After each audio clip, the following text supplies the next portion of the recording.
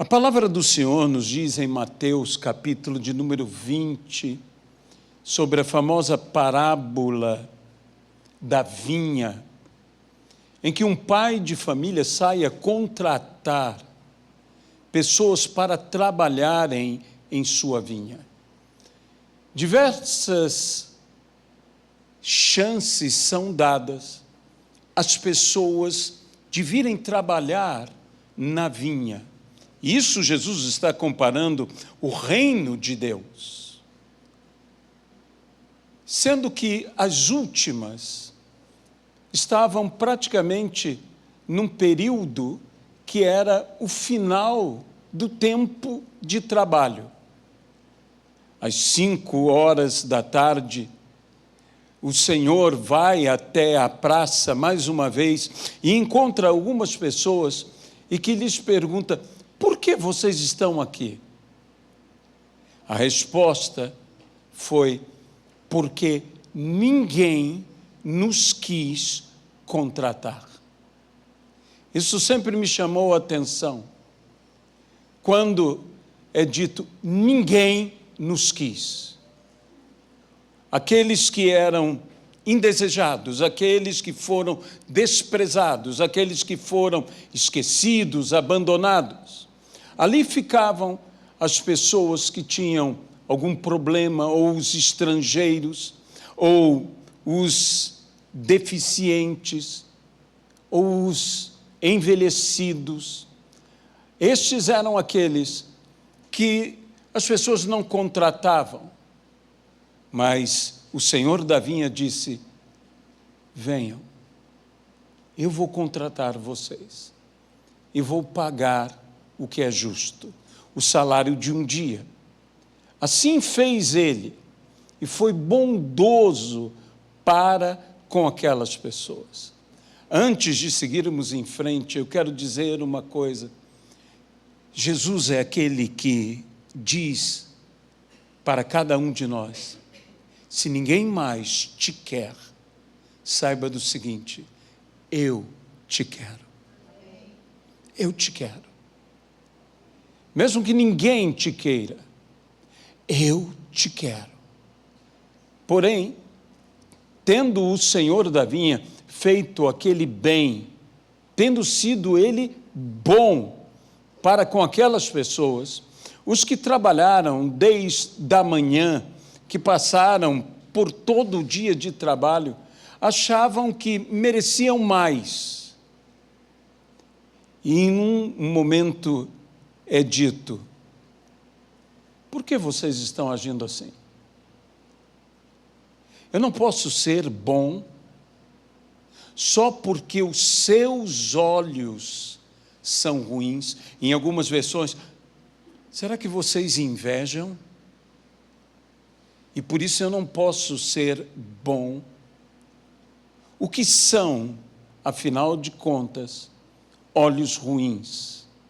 E por que nós devemos evitar a todo custo termos olhos ruins e termos, ao contrário, olhos bons? E assim eu gostaria de convidar a você aqui a abrir a sua Bíblia no Evangelho segundo Mateus, no capítulo de número 6, dentro do chamado Sermão da Montanha, quando Jesus fala dos olhos, versículo de número 22. Os olhos são a lâmpada do corpo. Se os seus olhos forem bons, todo o seu corpo será cheio de luz. Em algumas versões, será luminoso. Se, porém, os seus olhos forem maus, todo o teu corpo estará em trevas. Portanto, se a luz que existe em você são trevas, que grandes trevas serão. Que Deus abençoe a sua palavra em nossa vida. Naquela outra parábola que eu citei, eles verbalizaram Interessante que o Senhor não disse sobre lábios ruins, mas sim sobre olhos maus. As palavras apenas manifestavam o que os olhos viram. E, ainda mais importante, como os olhos viram. Meus irmãos, meus amados irmãos, nós vivemos um tempo em que devemos buscar, não apenas ver, mas ver com bons olhos. Não é apenas o ato de ver ou o que estamos vendo, mas principalmente como estamos vendo as coisas. Como estamos vendo, como estamos olhando para as coisas. Sabe, nós sabemos que Jesus também nos preveniu sobre o olhar, dizendo que o pecado já se manifestava na intenção, que um homem que olha com intenção impura no seu coração para uma mulher, já havia adulterado com ela. Note o olhar, a intenção, a forma como que olha. E em Tito é dito sobre aos puros, tudo é puro. Mas aos incrédulos ou aos impuros, tudo vem corrompido. A maneira como nós olhamos tem que ser com um olhar puro. E para termos um olhar puro, nós também precisamos ser puros. Como eu vejo as coisas? Eu direi algo que é bíblico, mas muitas vezes nós não percebemos. Nós olhamos e interpretamos as coisas como nós somos. Eu olho, eu interpreto, segundo o que eu sou. E por isso eu devo cuidar do que eu sou, de como eu sou. É interessante que o apóstolo Paulo diz a um dos seus filhos na fé: tem cuidado de ti mesmo e da doutrina. Voltando a dizer o que eu hoje pela manhã falei no culto dos flechas, eu disse, não apenas é importante que nós tenhamos a doutrina correta, que possamos perseverar na doutrina dos apóstolos e dos profetas, que venhamos a permanecer na sã doutrina, mas que também venhamos a viver da maneira, do padrão que Cristo nos pediu que nós vivêssemos. Como o apóstolo Pedro diz na sua epístola, que Cristo nos deixou o exemplo para que nós seguíssemos os passos de Jesus. E uma das coisas que mais me impressiona, e eu direi a você, eu creio que uma das coisas que mais impressionava as pessoas era o olhar de Jesus Cristo. Como Jesus nos vê. Como Jesus nos encara, como Jesus nos olha, e o que eu vejo no olhar de Jesus. Nunca me esqueço de um quadro que vi quando criança, que é um quadro que fala do dia em que Pedro negou a Jesus. Era um momento em que Pedro, pela terceira vez, havia dito que não o conhecia. A Bíblia nos diz que Cristo, naquele momento, passou e que olhou para Pedro E os olhos de Pedro olharam para Jesus. E aqueles olhos de Pedro foram tocados, agora digo eu, pelo olhar com que Jesus o olhou. O artista que pintou aquele quadro, o pintou com tamanha perfeição e com tamanha sensibilidade, pois o olhar de Cristo era um olhar que, ao mesmo tempo, manifestava uma tristeza, manifestava perdão e compaixão. Um olhar de um pai por um filho enfermo. Como um pai olha um filho enfermo.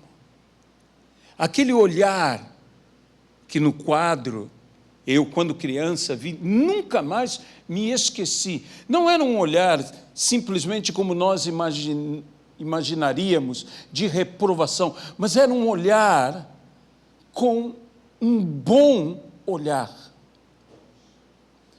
Pedro foi tão tocado por aquele olhar de Jesus, palavra nenhuma foi dita, porque todas as palavras que Pedro precisava ouvir foram ditas antes que Pedro falhasse. Jesus falou com Pedro, Jesus o preveniu, Jesus disse a Pedro: eu roguei ao Pai por você. E antes que o galo cante 3 vezes, você me negará 3 vezes.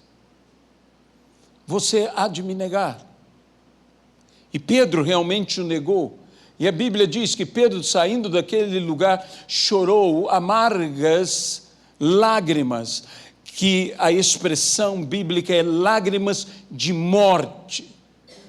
Pedro chorou, chorou e chorou.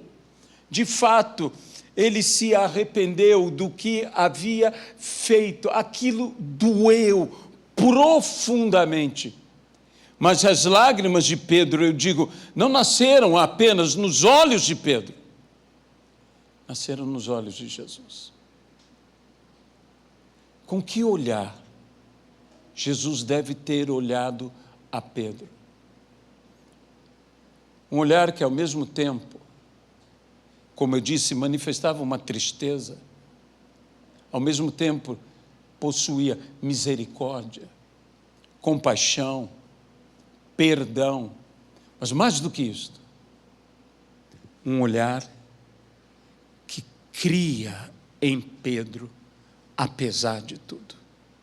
Era um bom olhar, não era um mau olhar.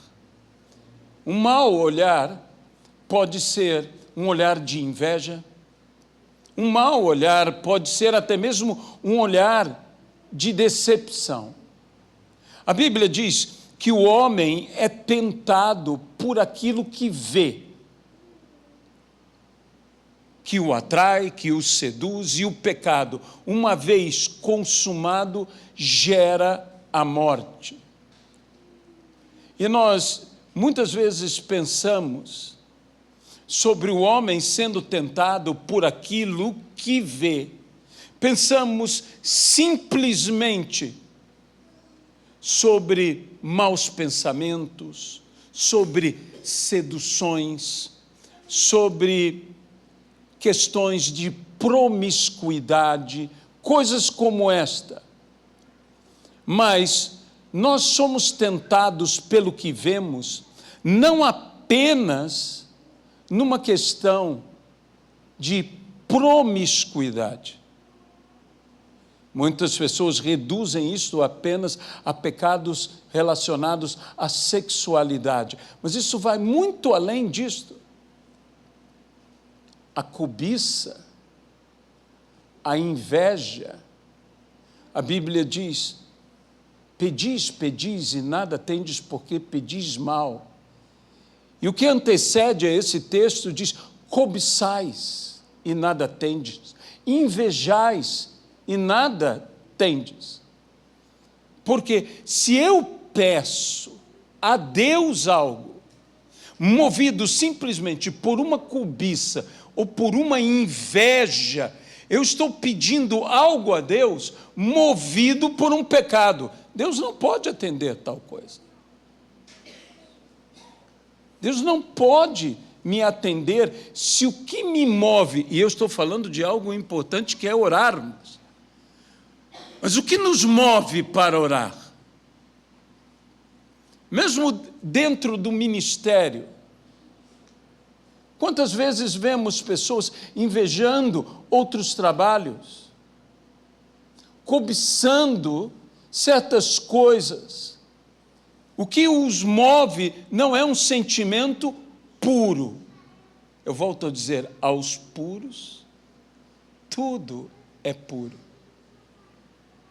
E nós deveríamos ser puros. E como podemos ser puros? Sendo limpos de coração. E nós todos conhecemos muito bem aquela palavra de Provérbios, sobre tudo o que você deve guardar, guarda o teu coração. E o que teria a ver isto com o olhar? Venha comigo a Provérbios, capítulo de número 4, e veja o que o contexto desse versículo possui. Versículo 23, de tudo o que se deve guardar, guarda bem, diz essa versão, o seu coração, porque dele procedem as fontes de vida. Mas Jesus também disse que do coração procede toda a contaminação. Ou será vida, ou será contaminação. Afaste de você a falsidade da boca e mantenha longe de você a perversidade dos lábios. Por quê? Porque a boca fala do que está cheio o coração. Mas como o coração se enche, que os seus, veja bem, olhos, que os seus olhos olhem direito. Essa palavra direito, você pode traduzir como olhem para frente. Que as suas vistas, em algumas versões, pálpebras, se fixem no que está diante de você. Olhe para frente.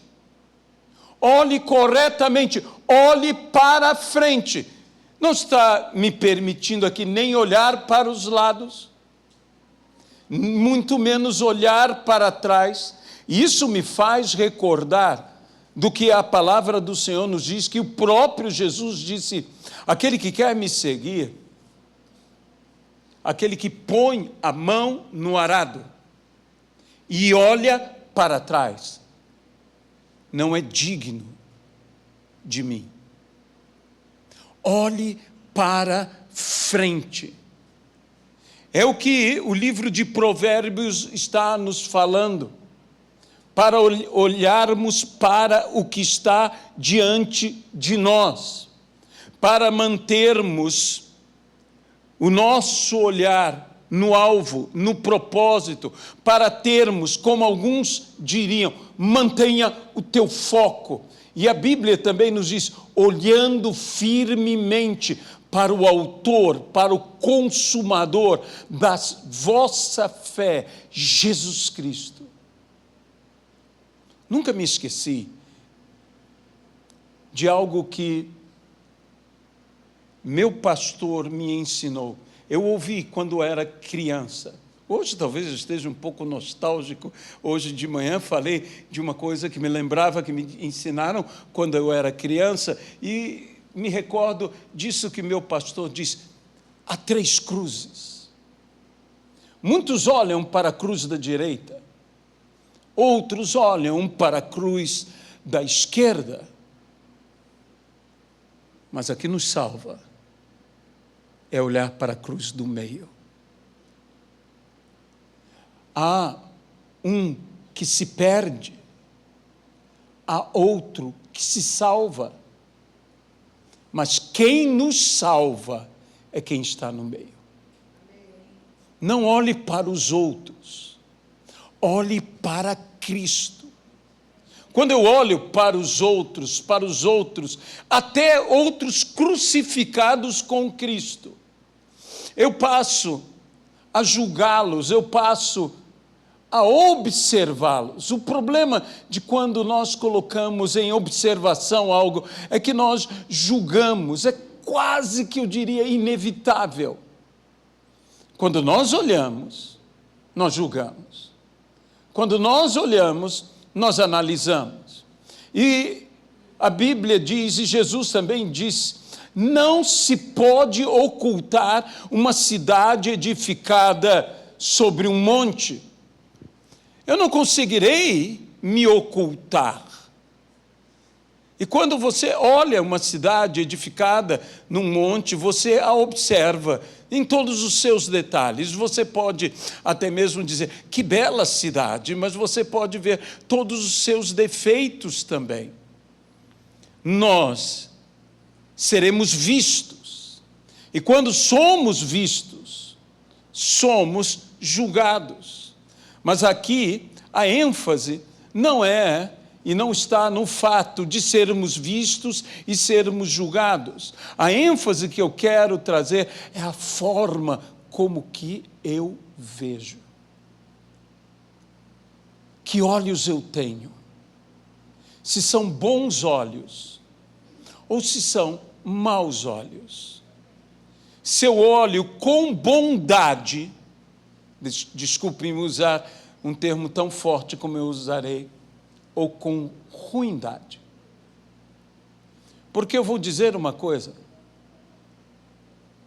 quem tem olhos ruins, não adianta você ser bom, ele te verá com os olhos ruins, ele te verá e ele te julgará, e ele te condenará, não importando a virtude que você tenha. Jesus quer que nós olhemos como ele olhava. A Bíblia diz que Jesus, ele suportou a ignomínia dos homens, suportou toda a sua dor, porque ele contemplava o seu galardão, a sua recompensa. E o que é o galardão de Cristo? Qual era a recompensa de Jesus Cristo? Somos nós que o aceitamos como nosso Senhor e nosso Salvador. E Jesus nos olhava, e Jesus nos olhava e dizia, vale a pena o Senhor morrer por mim? O que Cristo viu em mim? O que Cristo viu em você? Se eu poderia dizer, como o apóstolo Paulo disse a respeito dele mesmo, que ele era o maioral dos pecadores. Mas Paulo se encontrou com Cristo naquele caminho. E Paulo, se encontrando com Cristo naquele caminho, disse, quem és tu, Senhor? Eu sou Jesus Cristo, a quem tu persegues. Qual era o olhar de Jesus para o apóstolo Paulo? Não era um olhar de condenação, eu volto a dizer. E nós temos que aprender a olhar os Saulos da vida como os Paulos que eles serão. Isso é um bom olhar. Eu não posso olhar o Paulo como o Saulo que ele foi. Eu tenho que olhar Saulo como Paulo que ele será. É assim que eu tenho que olhar. Como Cristo olhou, como Cristo olhava. Eu tenho que começar a manifestar em minha vida, e se eu manifestar isto em minha vida, esse olhar bom, todo o meu corpo, todo o meu ser será luminoso. Senão, a luz que há em mim, ou eu poderia dizer, a luz que eu imagino que há em mim, não passará de trevas. E quão grandes trevas serão essas trevas com as quais eu vejo. Essa questão do ver e da forma como ver é interessante. Como alguém, como Jesus diz, que julga, que vê o cisco no olho do seu irmão, não enxerga a trave no seu próprio olho. Sabe, eu imagino que uma trave no olho deveria incomodar. Mas aquela pessoa já está tão acostumada com a trave, que parece que a trave no seu olho já faz parte dela, e ela enxerga tudo conforme a trave, e vê o cisco do irmão como trave, e vê a trave no seu olho como um cisco, e julgamos os outros por algo muito menor do que existe em nós. A Bíblia diz, e veja o interessante, diz, tira primeiro a trave dos seus olhos, e então verás perfeitamente e ajudarás a teu irmão. Meus irmãos, nós não fomos chamados para julgar ou condenar, nós fomos chamados para ajudar. É como Cristo fala no final, tira primeiro a trave do teu olho, e então enxergarás perfeitamente. E esse enxergar perfeitamente é enxergar com um bom olho. A trave que há nos meus olhos é o que faz dos meus olhos serem olhos ruins, olhos maus, olhos que enxergam mal, que julgam, que condenam, mas que não ajudam. Deixe-me ampliar um pouco isto. Eu amo o livro de Jó. Eu creio que o livro de Jó nos ensina tantas coisas. Como perguntas, são coisas que nós necessitamos fazer, porque nós queremos o quê? Respostas. E então nós valorizamos muito respostas. Mas o livro de Jó termina sem dar muitas respostas a perguntas que foram feitas no livro de Jó.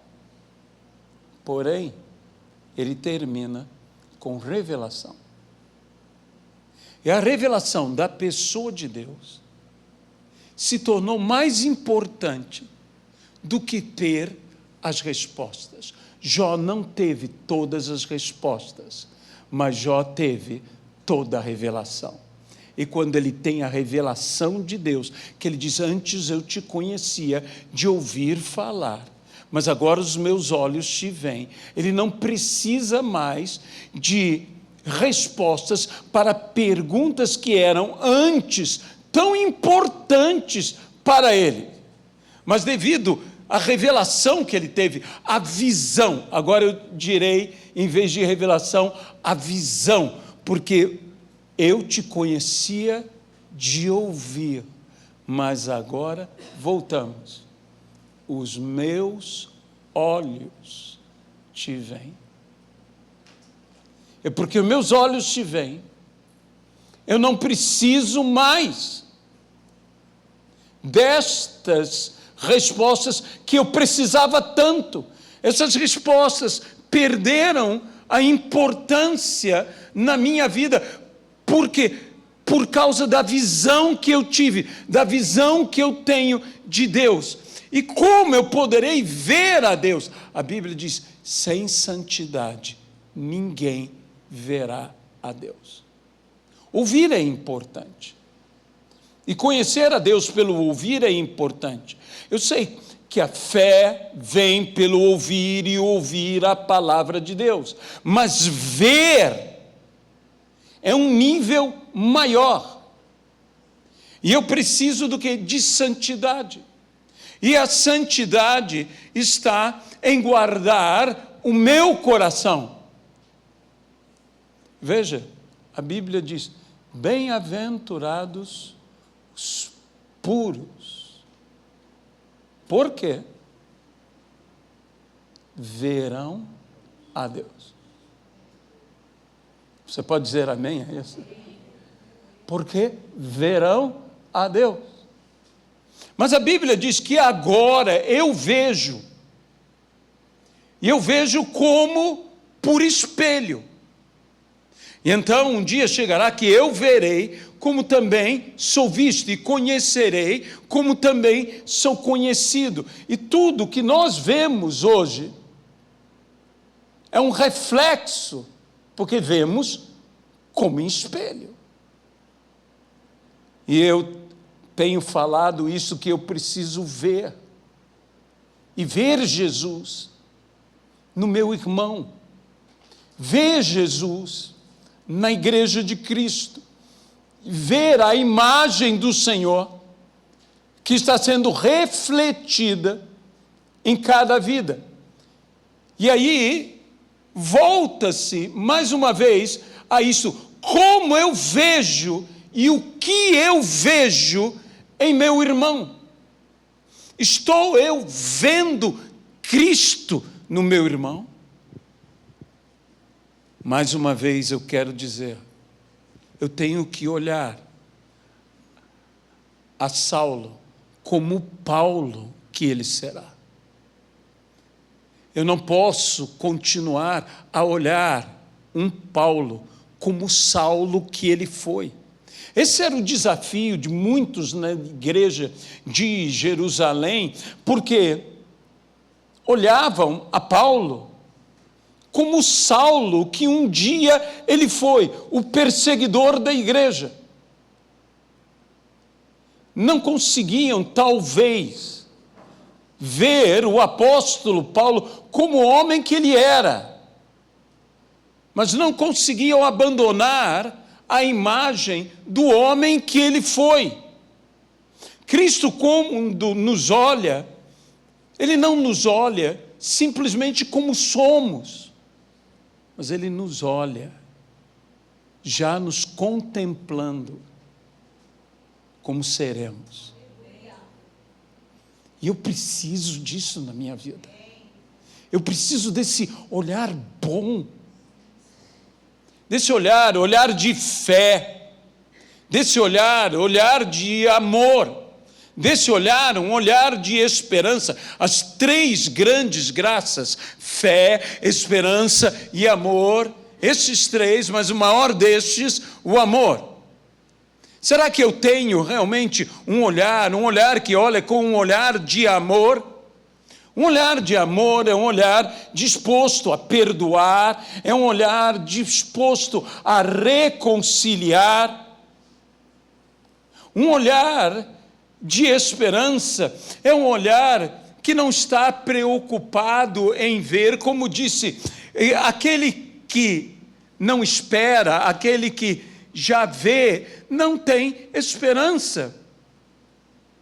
Porque você está esperando o que ainda não vê, mas você tem certeza que verá. E nisto a fé trabalha. Eu preciso desse olhar de fé. Eu só não estou dizendo que eu preciso ser otimista. Eu não estou desvalorizando o otimismo, mas às vezes nós com o otimismo, estamos simplesmente numa possibilidade. Ser otimista é esperar que talvez as coisas melhorem, ou ter uma forte esperança que as coisas melhorarão. Mas com fé eu tenho convicção. É diferente. Eu não estou em uma expectativa qualquer. Eu tenho uma convicção. Quando você crê no que Jesus disse, creia no Senhor Jesus Cristo e serás salvo, tu e toda a tua casa. É semelhante quando o destruidor que passou pelo Egito contemplava os umbrais das portas marcadas pelo sangue do Cordeiro. Aquela casa estava marcada, de modo que a morte não entraria, e aquela casa seria poupada. Em outras palavras, seria salva. Creia no Senhor Jesus Cristo. Quando eu creio no Senhor Jesus Cristo, os umbrais da porta da minha casa estão marcadas pelo sangue do Cordeiro de Deus que tira o pecado do mundo. E o que está dentro da minha casa, tudo e todos estão salvos. A decisão que eles farão em relação à salvação, eu creio que acontecerá. E que eu poderei ter a ousadia de falar como Josué falou: eu e a minha casa serviremos ao Senhor. Quando Josué falou isso, ele se comprometeu não apenas com a pessoa dele, ele falou em nome de sua esposa, ele falou em nome dos seus filhos, ele falou em nome de todos que estavam relacionados com a sua casa, ele falou em nome de toda a sua descendência, ele dizia: eu e a minha casa, em ti serão benditas, disse o Senhor a Abraão, todas as famílias da terra. E a Bíblia diz que a bênção do Senhor, ela permanece até 1000 gerações. Eu não abençoo até a minha próxima geração, ou até a segunda geração, ou até a terceira ou quarta geração. Eu abençoo até 1000 gerações. A bênção, a graça que o Senhor deu a cada um de nós. Eu não estarei aqui e a bênção permanecerá com a minha descendência. Eu tenho que ter esse tipo de olhar. E para eu ter esse tipo de olhar, eu tenho que olhar com que coração eu estou vendo as coisas. São olhos as lâmpadas do corpo. Mas os olhos não são apenas lâmpadas do corpo, são janelas da alma. São janelas. As janelas trabalham de duas maneiras. Elas me dão uma visão do mundo exterior, mas também dão uma visão do mundo interior, do que está dentro da casa. As janelas da alma são a visão que a própria alma tem do mundo ao seu redor, mas também revelam a alma ao mundo.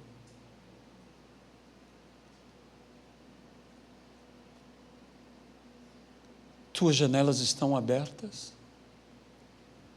Ou tuas janelas estão fechadas? Sabe, a escuridão, ela pode se manifestar pela cegueira, ela pode se manifestar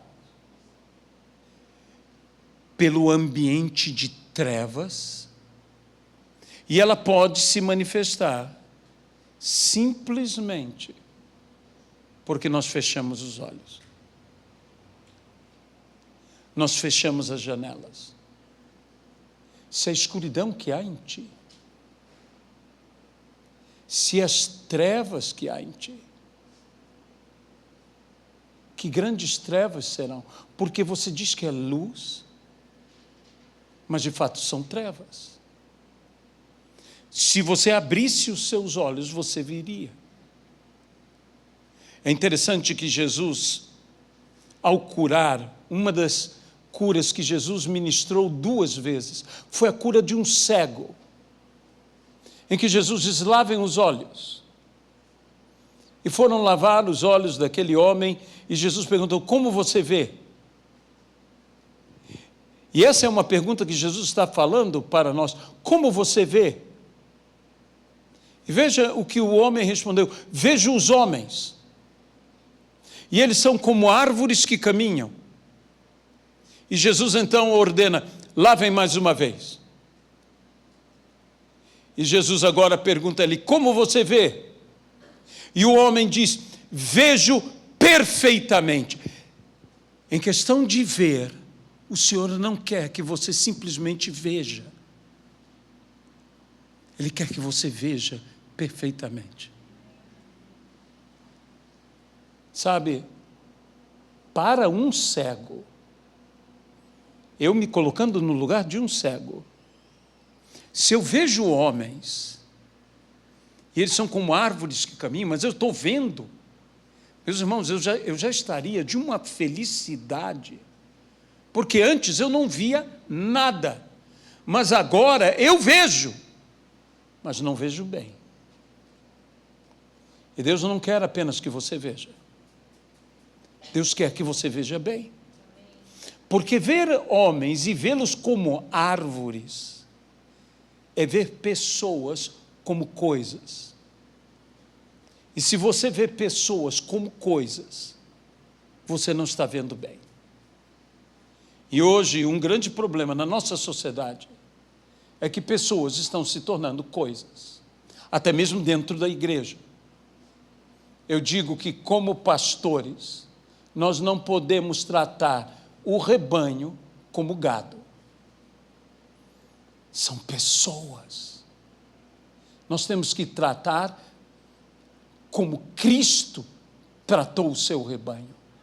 Nós temos que buscar o modelo do bom pastor que dá a vida pelo rebanho, que dá a vida pela ovelha. Nós temos que ser, e a Bíblia, quando fala de pastores que são bons, a Bíblia diz: dar-vos-ei pastores.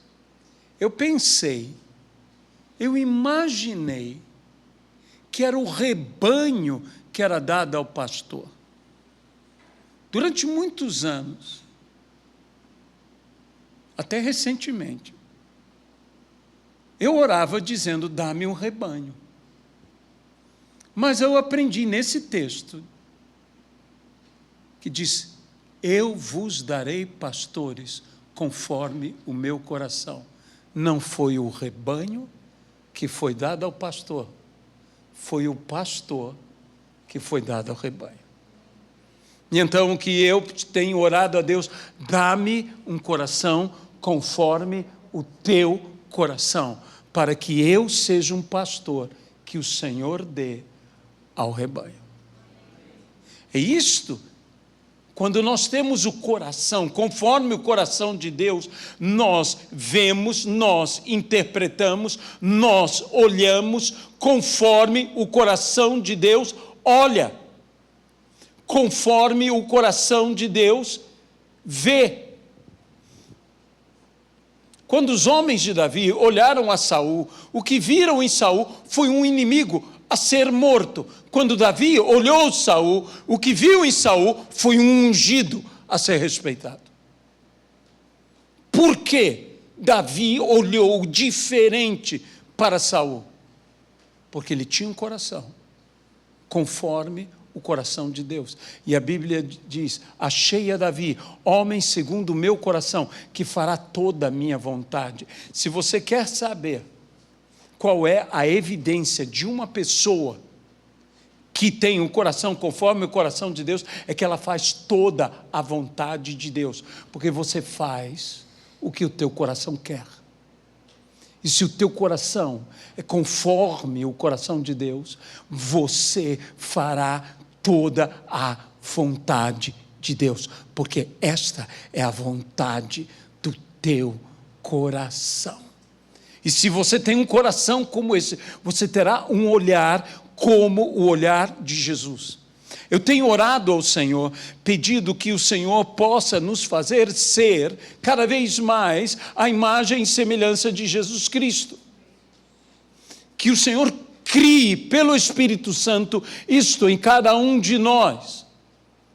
Mas que nós temos que entender, quanto mais semelhantes formos a Jesus, não somente seremos amados pelos mesmos motivos que Jesus foi amado, mas seremos igualmente rejeitados e até odiados pelos mesmos motivos que Jesus foi rejeitado e foi odiado. Quanto mais semelhantes nós formos dele. Porque não vem apenas o que é agradável, o que é bom, também vem essas outras coisas. Por minha causa, diz a palavra, sereis odiados de todos. Esse não é um versículo que eu gosto de tirar na caixinha de promessa. Você já imaginou tirar esse versículo? Por minha causa, sereis odiados de todos. Eu disse, Senhor, não existe um outro versículo melhor para mim, mas esse é por minha causa. O que Jesus está dizendo é, quanto mais semelhante a mim, tudo que houve comigo também haverá com você. Mas uma das coisas que eu tenho pedido a Deus, dá-me o teu olhar. Dá-me ver as coisas como o Senhor vê. Dá-me os teus olhos, os teus bons olhos. Eu não sei que cor eram os olhos de Jesus. Particularmente, eu não creio que Jesus tinha olhos azuis. Gostaria que ele tivesse olhos verdes, por motivos claros. Gostaria, mas também não consigo crer. Não é que não pudesse haver, mas eu creio que Jesus era um judeu. E eu creio que ele deveria ter ou olhos pretos, quem sabe castanhos, como a maior parte. Mas uma coisa eu sei, o olhar dele era único. A forma como ele olhava e a forma como ele nos olha, não há forma mais terna, mais amorosa, mais cheia de compaixão, mais cheia de amor do que a forma como ele nos olha. São bons olhos que nos olham de uma boa forma. E eu quero olhar igual. A igreja tem olhado, e como eu disse, não pense na tentação apenas, e com isso eu concluo, em ser seduzido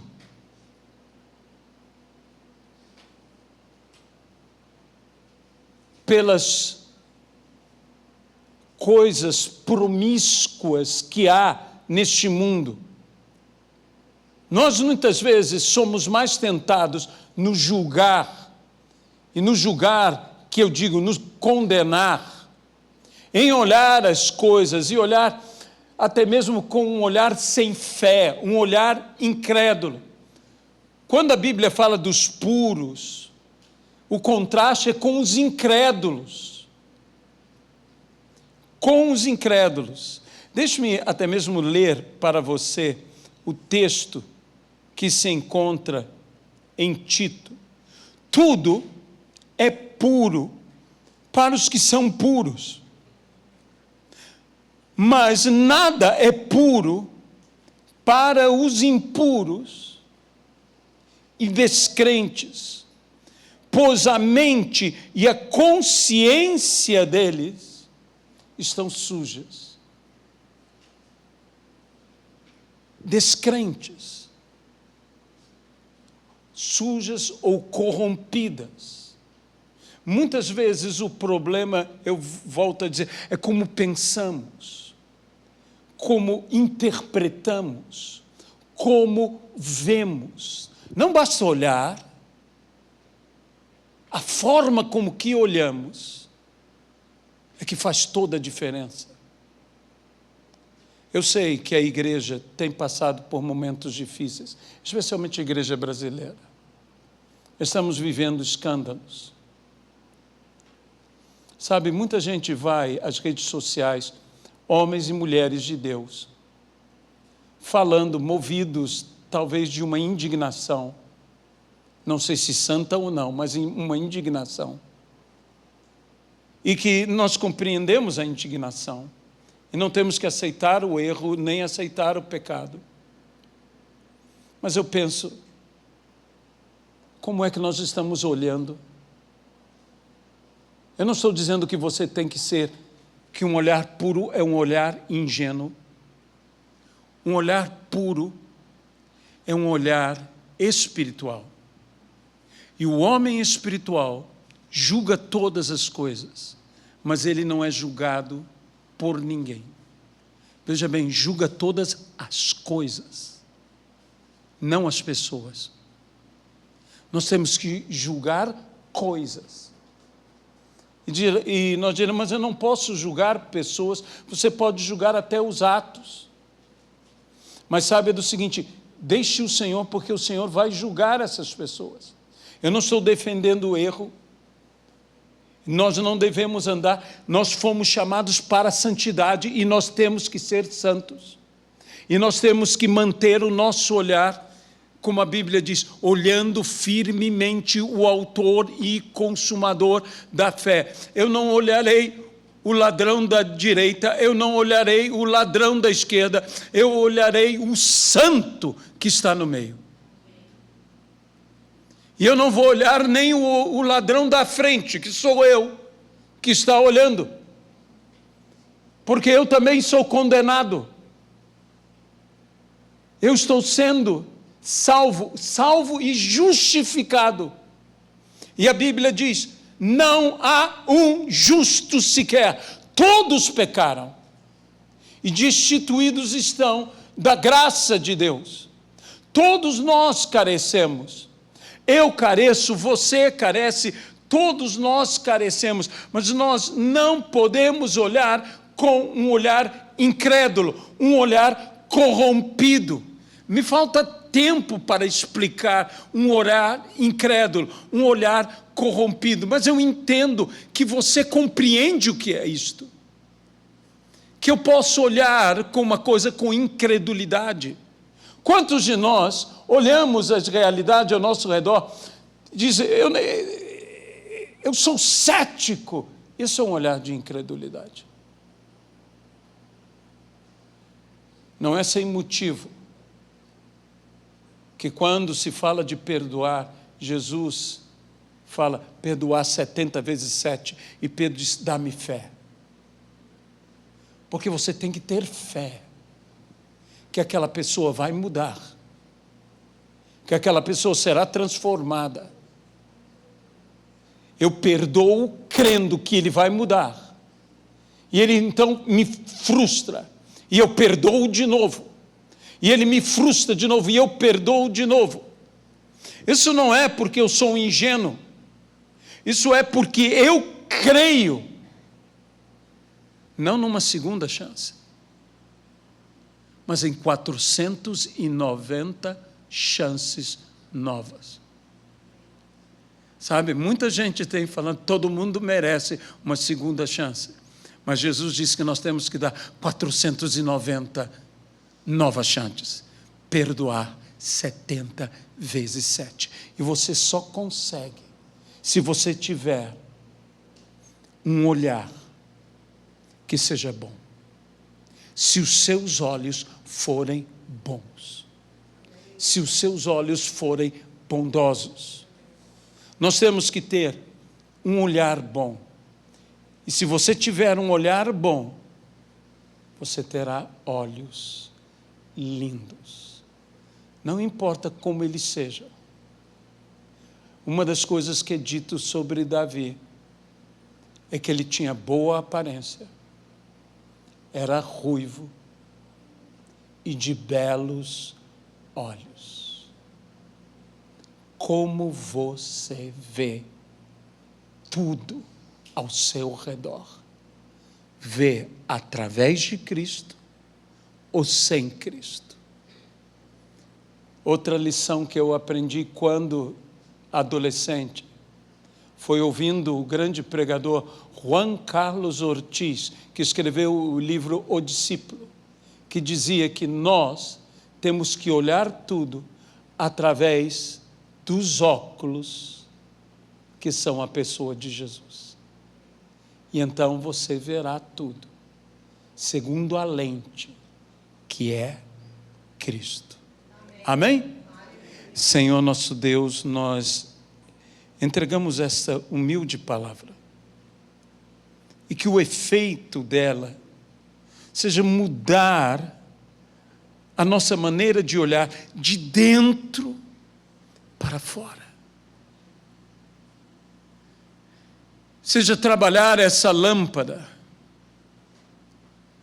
Se a lâmpada estiver apagada, ela não iluminará. As trevas tomarão conta.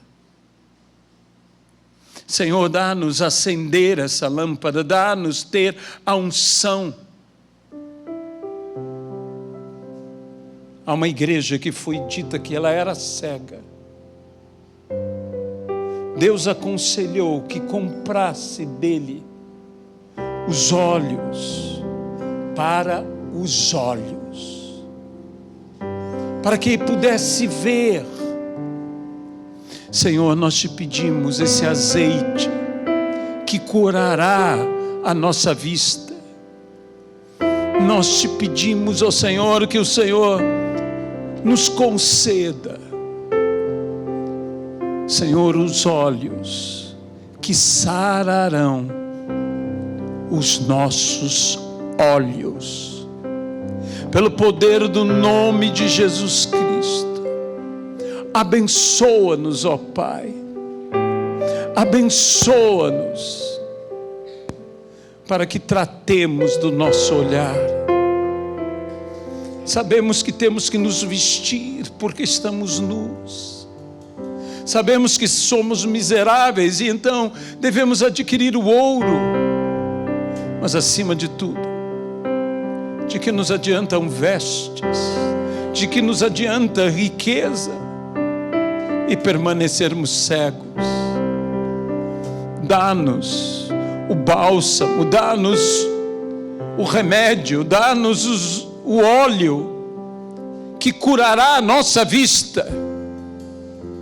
É o que nós te pedimos, no nome de Jesus Cristo. Talvez nessa noite alguém tenha ouvido do Senhor Jesus o convite. Jesus disse: vinde a mim, todos que estáis cansados e sobrecarregados, e eu vos aliviarei. Tomai sobre vós o meu jugo e aprendei de mim, que sou manso e humilde de coração, e achareis descanso para as vossas almas. Talvez haja pessoas hoje cansadas, sobrecarregadas, que não encontram em lugar nenhum descanso. Nós queremos dizer a essas pessoas: há um lugar que você poderá descansar. Há uma pessoa na qual você descansará. Vinde a mim, disse Jesus. Venha a Ele nesta noite e receba dele. E junto com o descanso, junto com isto que o Senhor te diz: aprendam de mim, porque eu sou manso e humilde de coração. Você receberá um novo olhar você verá o mundo de uma maneira toda nova. Você verá a tua vida, o teu presente, o teu futuro de uma maneira toda nova.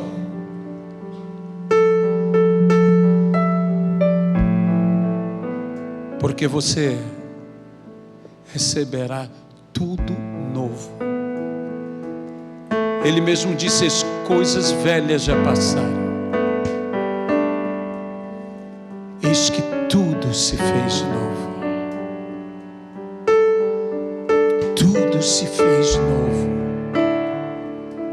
O mundo surgirá de uma maneira diferente para você. Sua família será diferente. Sua vida será diferente. Porque você será uma nova criatura. Senhor, nós oramos por aqueles que hoje tomam a maior decisão de suas vidas, abençoando a estas vidas, no nome de Jesus Cristo. Amém e amém.